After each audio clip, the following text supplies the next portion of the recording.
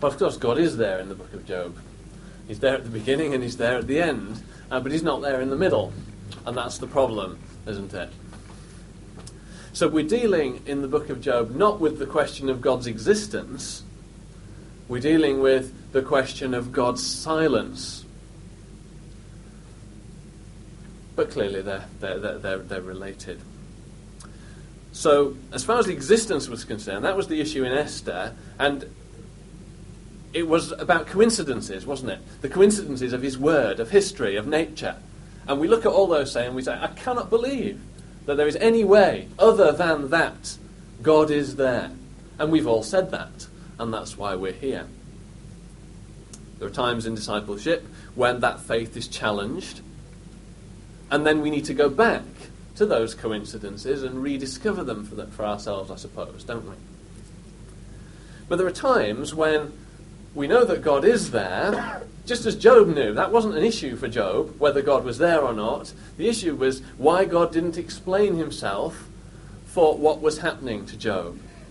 And there are times in life when we will experience that problem too, because things happen and we don't understand why they happen. And we feel, perhaps, to some extent, that we're entitled to understand, and that an explanation should be provided for us. And that is the issue, of course, isn't it, that the book of Job deals with. Well, let's have a look at what Job has to say, what Job wants. Of course, he wants to be well again, and he wants to have his things restored to him. But more than that, I think, more than he wants those things, is he wants to know why. So let's have a look at him wanting to know why, and we'll start off in chapter 9.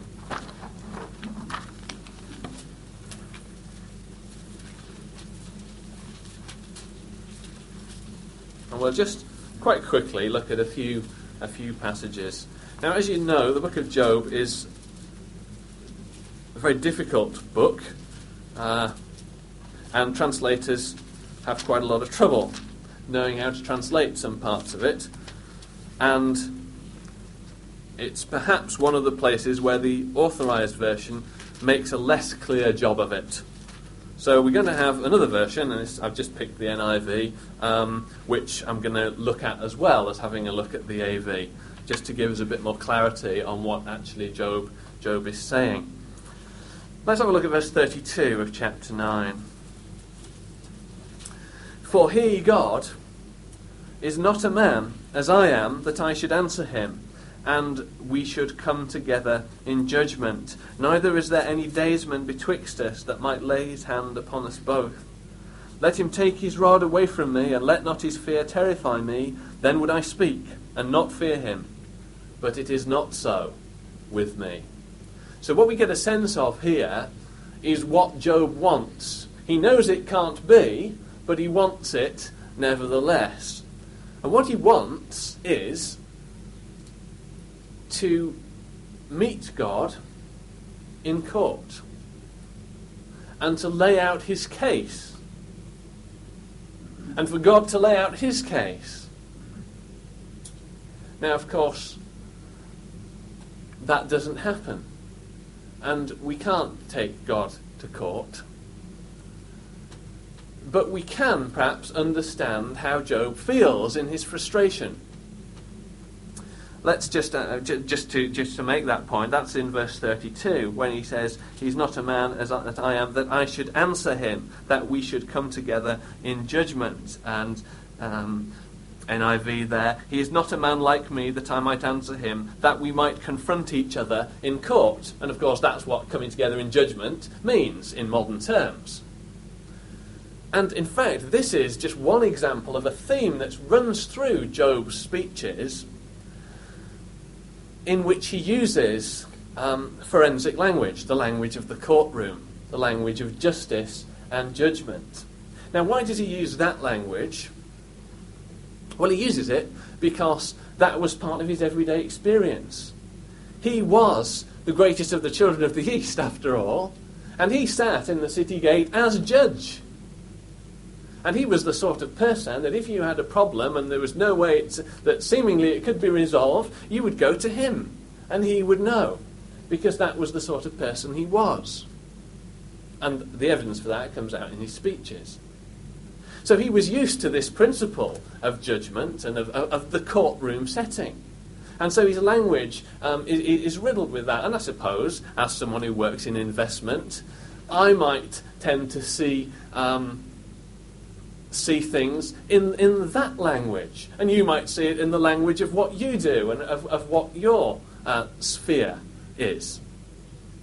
And that's a perfectly natural thing for humans to do, because it doesn't make it right, does it? But it does make it natural and understandable. So Job feels that he's got his case, and his case is that he's not done anything wrong, and he wants the opportunity to say that. And he wants God to listen to that, and he wants to listen to what God's got to say in response. Let's have a look at the next passage, chapter 10 and verse 2. And this is what he's going to say to God, if only he were to have this opportunity to speak to God and to challenge God about what's happened. I will say unto God, do not condemn me. Show me wherefore thou contendest with me. Is it good unto thee that thou shouldest oppress, that thou shouldest despise the work of thine hands, and shine upon the counsel of the wicked? Hast thou eyes of flesh, or seest thou as man seeth? Verse 6, that thou inquirest after mine iniquity, and searchest after my sin? Thou knowest that I am not wicked, and there is none that can deliver out of thine hand. Verse 9, remember, I beseech thee, that thou hast made me as the clay. And wilt thou bring me unto dust again? Hast thou not poured me out as milk, and curdled me like cheese? So this then is his contention, isn't it, to God. He feels that he's been treated unjustly. It can't make any sense to him what God is doing here. Let's go over to 13, chapter 13.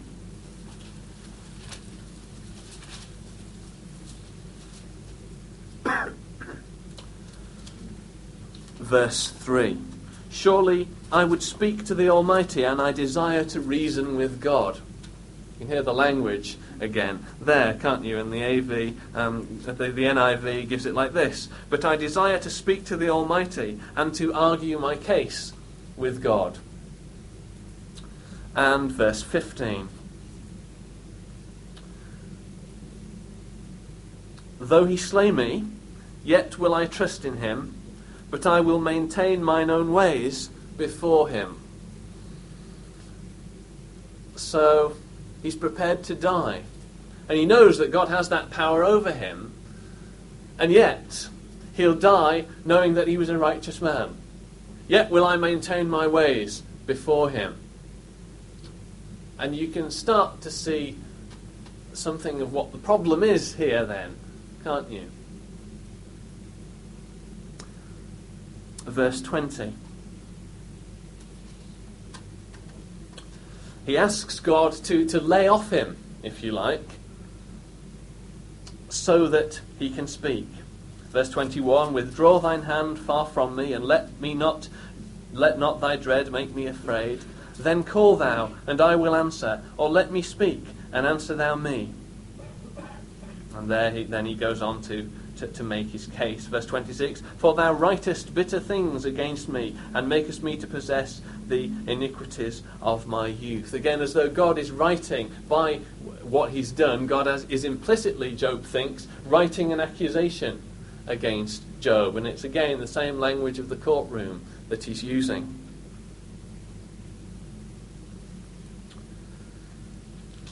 Chapter 23.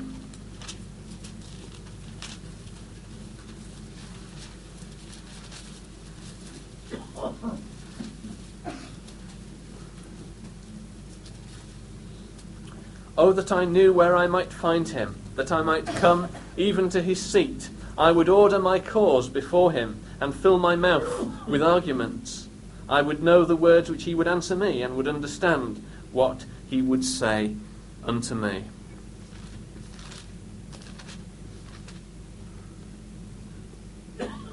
Again, the NIV, I would state my case before him, and fill my mouth with arguments. And 24 and the first verse. I'll just read the NIV here. Why does the Almighty not set times for judgment? Why must those who know him look in vain for such days? Now, have you ever felt like that? Have you ever felt that you wanted to have that face-to-face conversation with God, to understand what was going on, because you can't make head nor tail of it?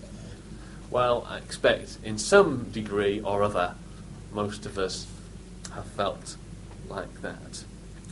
Now, is it wrong to feel it? That's quite an interesting question, isn't it?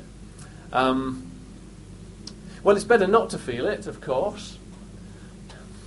It's better to always have faith and never to doubt. Well, of course, that's the theory, and we know that is the case. We know that's how it should be, and we also know that that isn't how it is too often, and we're trying to make that better in our discipleship. So the question isn't, is Job wrong to feel it? Because it would be better if he didn't. But if he does feel it, then he is right to say. And later on in the book, in chapter 40, he learns that he was wrong to say it, and presumably he'll try not to say it again.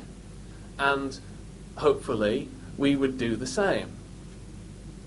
And that point, I think, is made very clear to us in the Scriptures, and I think we can learn it especially powerfully from the book of Psalms, in which all kinds of doubts and questions about God, about his existence, about what he's doing in the world, all kinds of questions are raised, and these are brought to God in prayer, and the psalmist explains how they feel, just as Job here is saying what the problem is. So yes, it would be better not to feel it, but if we feel it, it's best to be honest. And we can be honest with God, but we must do that in a context of faith. We must express what we do believe positively about him, as well as telling him what the problem is. And that's exactly what the Psalms do. And that's what Job does as well, because Job says lots of faithful and wonderful things in his speeches that we would all say amen to, about the greatness and the righteousness of God. And it's absolutely right in those things that he says. But as we read through his speeches, those things, and this is interesting how our psychology works, how the human mind works when it's put under pressure, those things perhaps start to become less, and what starts to become more is Job's assertion that he does have a case, and that he is right to be grieved, and that he does deserve to have an explanation from God. And he as it were, backs himself into a corner. And so he ends up, I think, at the end of his speech, he's saying things that he never would have said at the beginning. And we've all, I expect, experienced that, whether in debate with other people or whether in our own thinking, as we struggle with issues in life. And it's a challenge. One final passage of Job before we come to God's answer, and that's in 31. And it's right at the end of his speech. And because this is very important, isn't it? So Job's building to this great climax. So what is the climax after all this talking? Well, there it is at the end of 31. Verse 35. Now this whole chapter has been a testimony to Job's innocence. And again, you can see the problem here. That's what Job finishes up with. And so in a sense, we can say that's what's most important to him.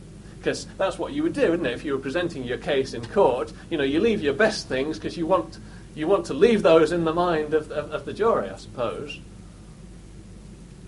And that's what Job saves for the end. He saves his chapter-long, I think it might be even longer than a chapter, declaration of innocence.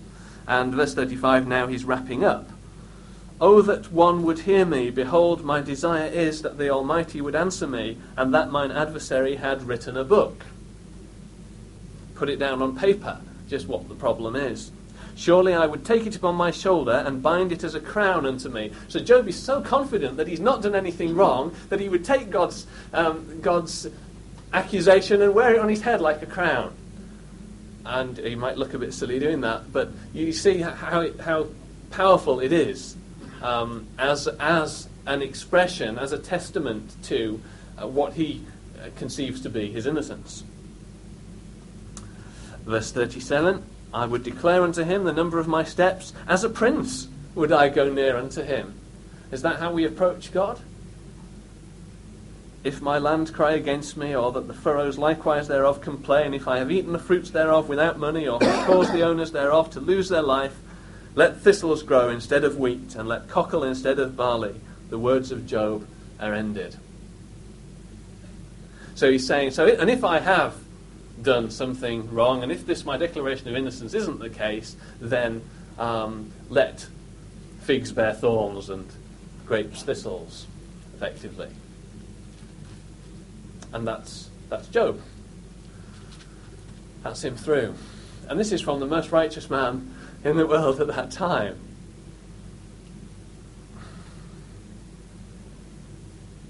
And what we've brought out, or what I've tried to argue as being Job's position, doesn't deny any of what we're told about what a righteous man he was.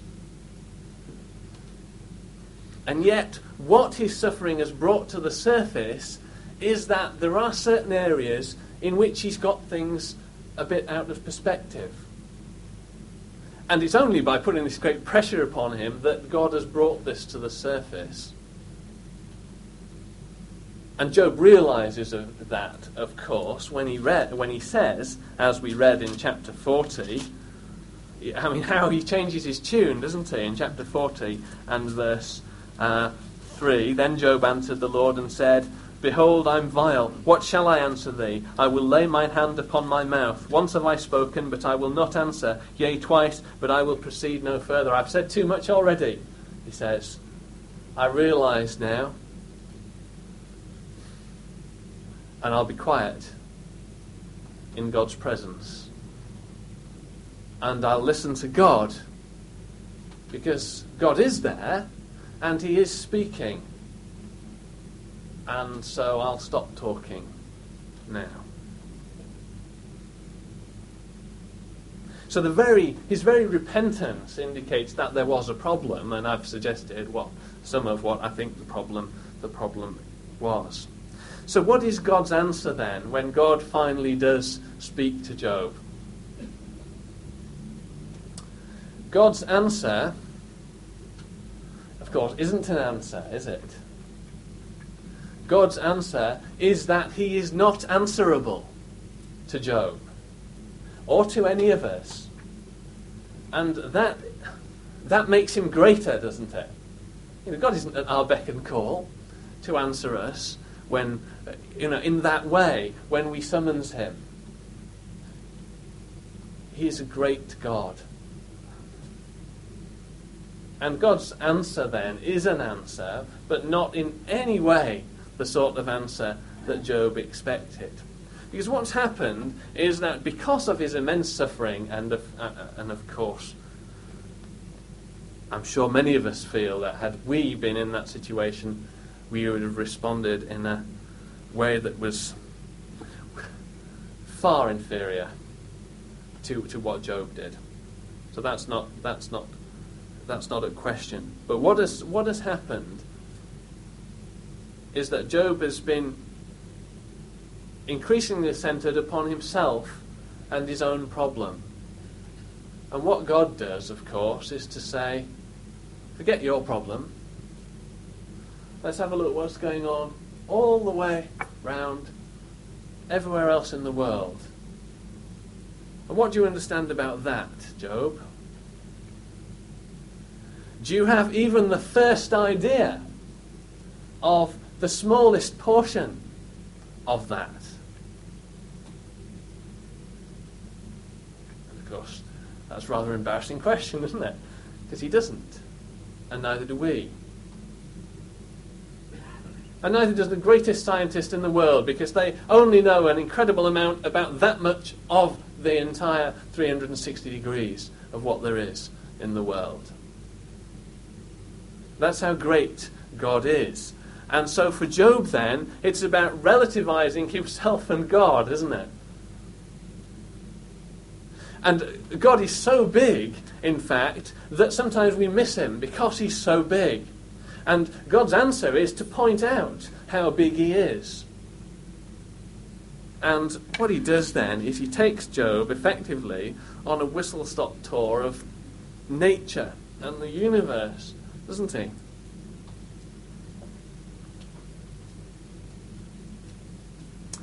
Job has concentrated increasingly on his own innocence, which may or may not be right, and in fact it is right, relative to human beings, it is right that he was a righteous man. But it's not relative to human beings that we're interested in. We're interested in Job and ourselves relative to God. And Job ought to, and we ought to, concentrate on him, on his righteousness, and on his greatness. We can't help but be obsessed by ourselves, can we? Because we can't imagine the world without our being in it, even. And we wake up in the morning, the first thing we think about is ourselves. And this is something we're trying to counteract in our discipleship, to put God where he belongs, to make him as massive and infinite as he is. And so God points out to Job in chapter 30, of course it's 38 and 39, where God issues his first speech. God points out to him his non-participation in creation and his complete inability to manage the things in the world that God manages. And he points out to him a series of animals. Animals which are apparently useless and mysterious as far as Job is concerned, and yet which take their place in creation. Let's just have a look at some of these animal references in chapter 39, verse 1. Knowest thou the time when the wild goats of the rock bring forth? And you can imagine Job saying, look, I didn't want to talk with God about the wild goats of the rock. I wanted to talk about my problem. Well, that says it all, doesn't it? About human nature and self-centeredness. And God is saying, it's precisely the wild goats of the rock that we need to talk about. And that's not all. Verse 5. Who hath sent out the wild ass free? Or who hath loosed the bands of the wild ass? Verse 9. Will the unicorn be willing to serve thee, or abide by thy crib? Verse 13. Gavest thou the goodly wings unto the peacocks, or wings and feathers unto the ostrich? Verse 19. Hast thou given the horse strength? Hast thou clothed his neck with thunder? Verse 26. Doth the hawk fly by thy wisdom, and stretch her wings toward the south? Verse 27. Doth the eagle mount up at thy command, and make her nest on high? And you can imagine God asking each one of those questions individually, and Job having to look down and say, nope. And then the next question, it's the same answer. And the next question. And God doesn't stop the questions. The questions come and they come and they come. And the answer is the same to every single one of them. Job doesn't have a clue, and neither do we. See, it's very interesting to look at what animals they are that God asks Job about. See, he doesn't ask Job about sheep. Why doesn't he ask about sheep? He doesn't ask about sheep because Job had 7,000 of them. So Job knew about sheep. He asks about the unicorn. And God doesn't ask Job about camels because he had 3,000 of those. And so he talks about the wild goats of the rock instead. And he doesn't ask him about oxen because Job had 500 yoke of them. So he doesn't talk about the domesticated animals. He talks about the wild and the raw, the things that Job doesn't understand, that seem meaningless and obscure, mysterious, and without purpose as far as Job is concerned. And that's just how his own suffering appears to him, isn't it? Without purpose, mysterious, unfathomable, pointless. But God is no more entitled, or obliged, I should say, God is no more obliged to give Job an explanation of his own suffering than he is to give Job an explanation of the wild goats of the rocks, or the unicorn. And that is precisely the point. God isn't obliged to give us explanations about anything. God is to be trusted to know what he is doing in the world. And if God wants a unicorn or a wild goat of the rock, then he is entitled to have one. And this is one of the incredible things, if ever you watch a nature program, isn't it? And you look at some of these things in nature, and it is just like that, isn't it? What is the point of that? That is so incredible. No human would ever have thought of having one of those, and yet there it is. And it doesn't make any sense to us. But it makes sense to God. What sense it makes to him. And it's that matters, not what sense it makes to us. And so the question of faith then is about whether God can be trusted to do things that make sense to him in our lives. And so after that incredible tour of God's world and Job's ignorance of it, God challenges Job in chapter 40, as we've read, verse 2. Shall he that contendeth with the Almighty instruct him? He that reproveth God, let him answer it. And now God uses the language of the courtroom for himself, doesn't he? Let him who accuses God answer him. So now is your opportunity, Job. What have you got to say? And Job, of course, has learnt his lesson, as we've already said. And he puts his hand upon his mouth. And he realizes that despite all that innocence that he thought he had, and that great testimony that he was going to bind on his head like a crown, he realized that, in fact, he is vile. And that he has nothing to answer God. And that God is the one who has something to say.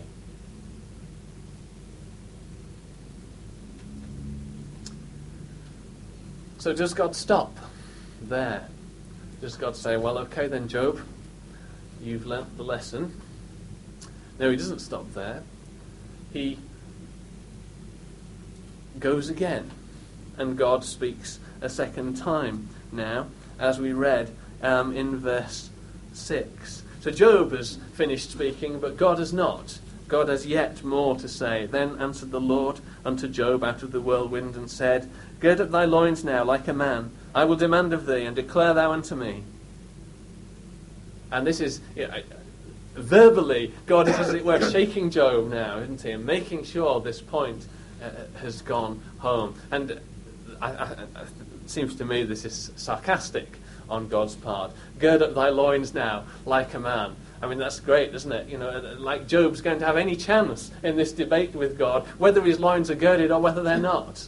And a man talking to God about these matters, like a man. Gird up thy loins now like a man. What can a man say? What can a woman say to such a great God but to listen? Verse 8, Will thou also disannul my judgment? Wilt thou condemn me, that thou mayest be righteous? So which comes first then? Our righteousness or God's?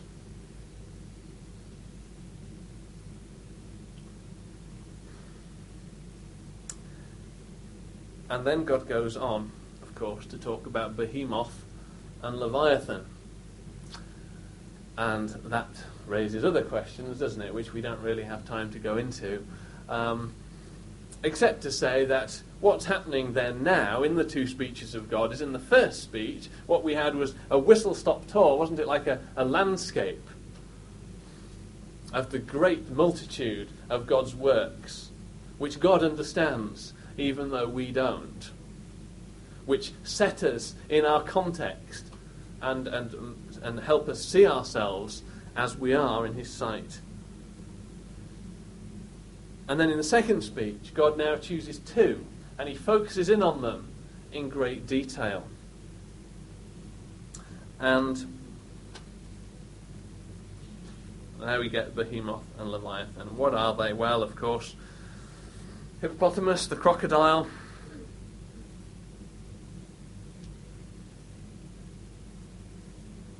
But there's a mixing here of language, I think, and I think there's a deliberate mixing where God uses mythological language of the times, language of mythological creatures that people believed in those days. And that's why some of the references, if you look at them closely, they do seem to be a bit over the top, don't they, for a crocodile and for other animals that we know of. These seem to be something more than, don't they, natural phenomena that we know. And the point is that it's that we know, and the fact is that we don't know, and that God does. So God just uses the ideas that were out there at the time. Says, what do you understand about that? You don't have a clue. You don't know whether that thing exists or whether it doesn't. You don't know.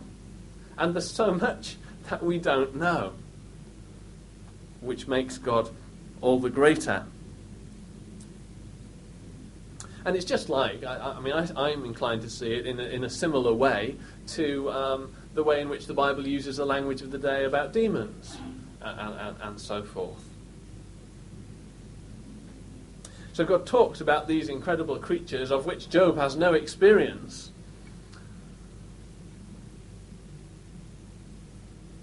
And Job has nothing to add on this matter, nothing to add at all.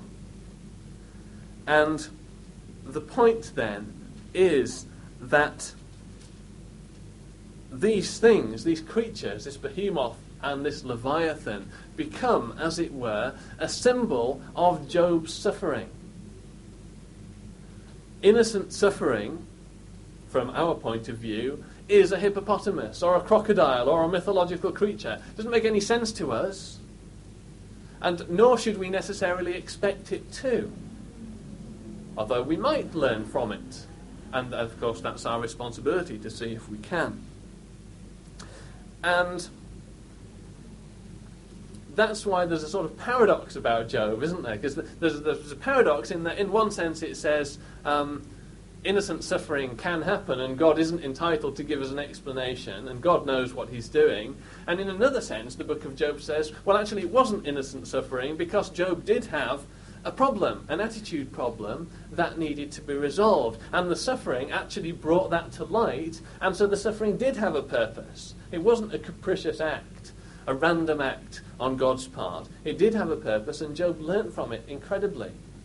Job would never have said, I am vile, what shall I answer thee?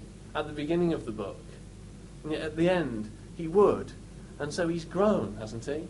And he becomes even more a spiritual giant than he was at the beginning of the book, as the greatest of the children of the East. And this, in some small way and in some small measure, is a path that each of us must tread. That as events of all kinds take place in our lives, that we, in our walk and in our discipleship, give God space to work and allow him to know what he is doing in the world that he has created, and in the disciples and in the sons and in the daughters that he is still very much in the process of creating, ready for his kingdom.